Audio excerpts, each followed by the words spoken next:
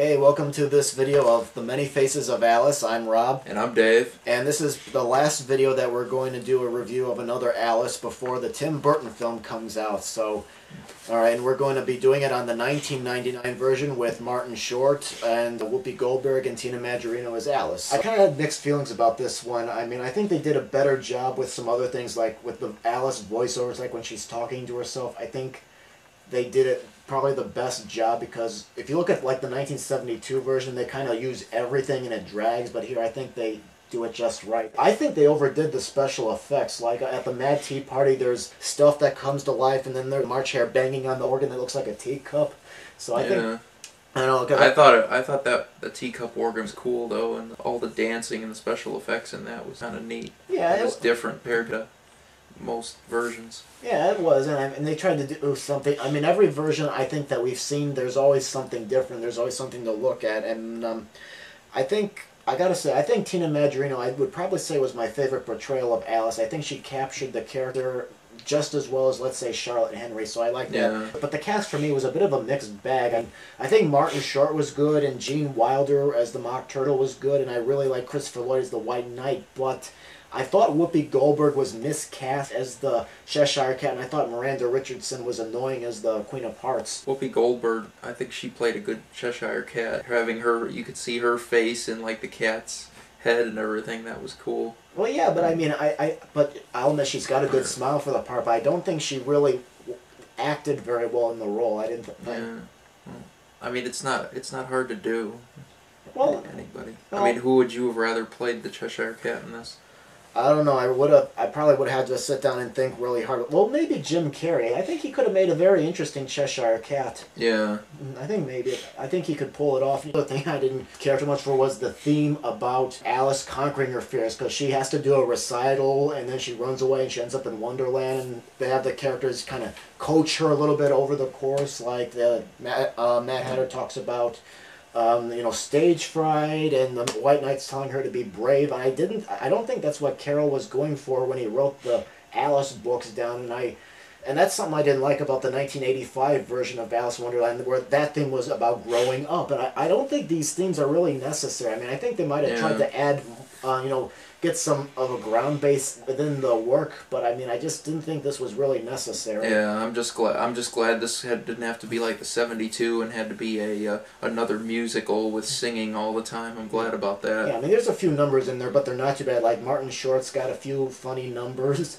Yeah, but they fit the film. It's not like it gets annoying when it's all singing like the 72 was. I didn't like costumes besides the main character, just the side characters' costumes I didn't care for at all. No masks.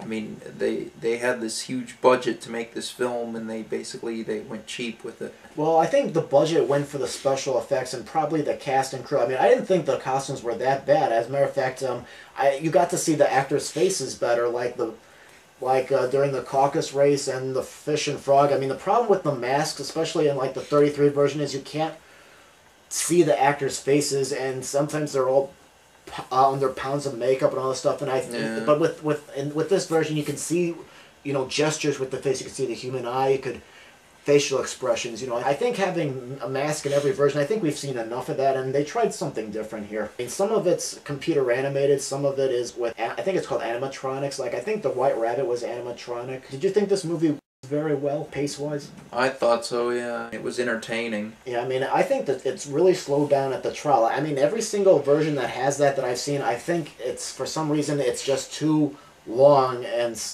with that, I think that with the 72 version, I think that's another example of that. Yeah. I think it was mostly good pace, but they also threw in, like the other Alice in Wonderland, they drew some characters from Through the Looking Glass. Like, they pulled out Tweedledee and Dum, the White Knight, and the Talking Flowers, and strangely, I thought the Tweedledee and Tweedledum were completely unnecessary here. I thought like they didn't, because they didn't add, I didn't think they added anything to the theme of Alice conquering her fears. I mean, I think with the other versions it was fine, but here I felt like it was just there and it didn't really add anything. And they brought them later in the film. In earlier years films, they'd always bring them like earlier in the film. Well, not necessarily. I mean, they came in 1933. They came in like halfway through that Hollywood version. And kind of like the same thing with the 72 version. It wasn't really early in. I'd say maybe like in the middle of it. Yeah.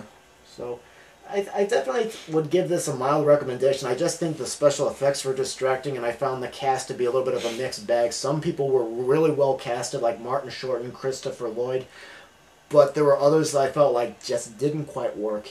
Yeah. Okay, so that's it for the Many Faces of Alice. We want to thank all of you for watching them. We've got a lot of different kinds of feedback from you guys from each of the different videos, so thank you very much for leaving your comments and your thoughts. And so, Dave, we're going back and forth on whether to do what to watch with your popcorn. Popcorn again, yeah.